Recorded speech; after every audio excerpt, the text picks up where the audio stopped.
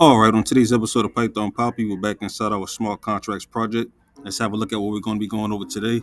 Now, today we're going to be starting a new module. It's still inside of the Web3Py favorites module, just a new section of it. So let's dive right into what we're going to be looking at. As soon as it loads, we can pick up with some light reading. And I can show you exactly what we're going to be going over.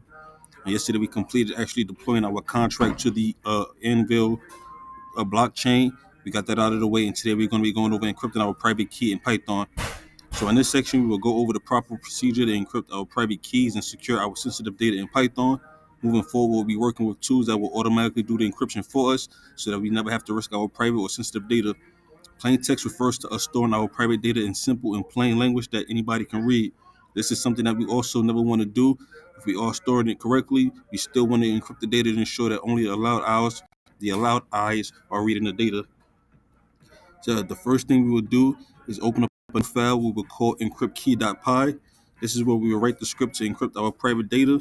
The first thing we will add to this file is our main file using the if name equals main method. On top of this, we will be defining our main function, which will get a pass for now.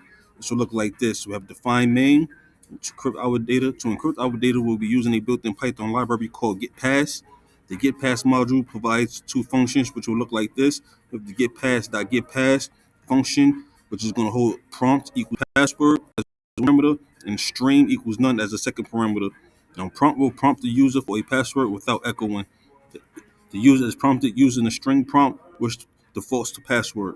So basically, when we go to enter our password, we'll just see the word password prompting our users to actually enter the password that they created or that they will create to actually access their encrypted data. I'm going to leave it there for now. Like I said, this is a new module, so we're going to take it slow. And this is the one I was telling you about yesterday, where we actually go over the steps of encrypting our private keys so everything is safe and secure, and we don't have to hard code anything into our contract. So, yeah, stay tuned for that.